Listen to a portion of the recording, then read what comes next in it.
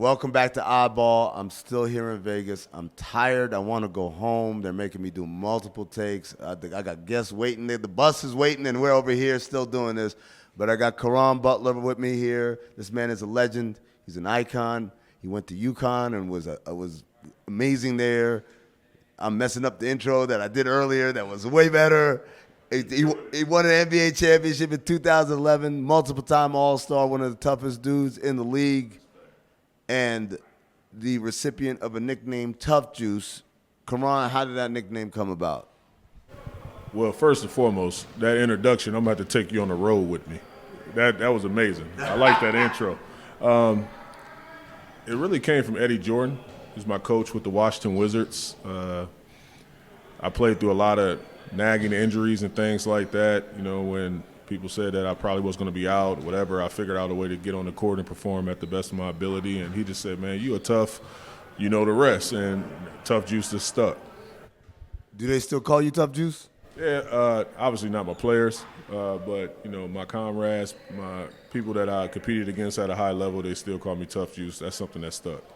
I think one of the funny things about guys like yourself who had great careers and then transition into coaching is at some point you reach a point where the guys you're coaching aren't familiar that you played in the league, or they might know you played in the league, but they don't know your exploits.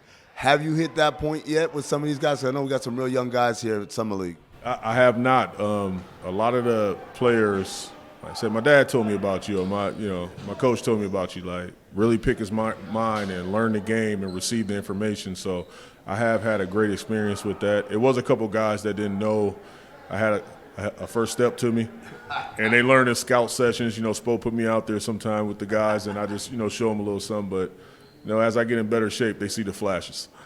All right, so your alma mater, UConn, won the national championship this year. First of all, where were you when it happened? Some Rob. Rob over here hating. Where were you when it happened, and what was the vibe like among the alumni? Y'all keep in contact and stuff like that? So everybody was there. Me, Ray Allen, Rip, you name it, everybody. Like Ben Gordon, everybody was there. And I was there at the game, my wife, my family. She went to University of Connecticut as well. It was just amazing. We keep in contact. We're always, sharing text messages, funny things, memes, whatever the case. But that fraternity is real. Once you go into that culture and into that university, you're connected for life. All right, Caron, you're the head coach of the Summer League team here. Obviously, most of these guys are not going to be on the team or part of the program, but the Miami Heat, you guys are very big on culture, and you do it the same way. I know the stuff y'all do in Miami is the same stuff you do up in Sioux Falls and the same stuff you do here.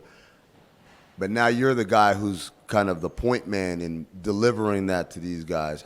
What preparation do you go through before you start working with these guys here to make sure that you guys are consistent, basically, with the ideals of the organization? Well, the terminology is so important. So I think about the process of how I was taught, and everybody learns differently, so that's key.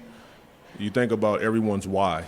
And once you understand every player why, and we did that in the first team meeting, you know how to coach them. You know how to move the needle in their process. So, taking that time to do that, now I know exactly how to tell them and coach them on the principles of what it takes to put on this Miami Heat uniform. Obviously the season didn't end the way you guys wanted it to. You lost in the finals. How long does it take for you to kind of process and recover from that and look for the next thing? Does that happen on the flight home? Does that happen a week later?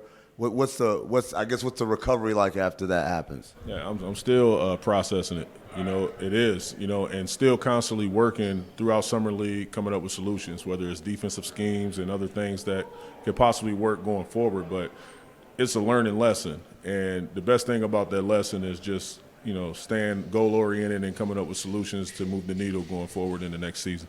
One of the real bright spots during the playoff run was Caleb Martin. The story came out that how he came to be at the Miami Heat. You played a big part in that. J. Cole played a big part in that.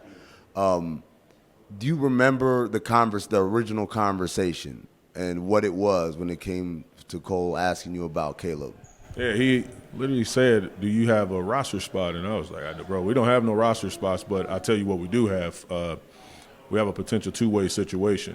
And he was like, "Bro, if you can make it happen, make it happen." And this is like literally a week before training camp, so we're moving a lot of pieces. We have the coaches retreat, and I just brought it to the table for everyone. And we expedited the process where we got him in front of the brass, Coach Riley, Mickey, everyone, Adam, and they loved him. And I just stayed. I stayed on point with putting pressure on them, just saying, look, this is being the world to me. If you bring this talent in here, I know that he can move the needle in our process and help us.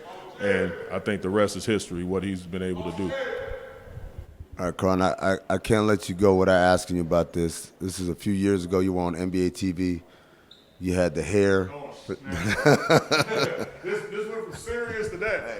Hey, man, look, this is serious. No, this is the serious part. All that stuff was that was the softball stuff. We're about to get into the real stuff right now. What was it, first of all? I didn't even know what was it, a unit? What was it? No, it was a unit, but I'm going to tell you how it happened, because people need to understand this. I'm not no clown. It ain't like I just went in there with a hairpiece. What happened was Grant Hill was filming this Fila commercial, or this old school commercial, and they put the box cut back on him. So the lady was in there doing it, and somebody made a bet with me. Shaq was included. They was like, "Hey, I bet you won't go on TV with that." I was like, "I don't need the money, but I'll do it just on GP." And that's exactly what happened. I put the unit on, and then it became a thing. I put the unit on twice when I was with Spectrum, just messing with them. So it was just a fun thing I started doing. I'm trying to remember, but I think there was a story, it might even been a video, that your daughter was watching on TV.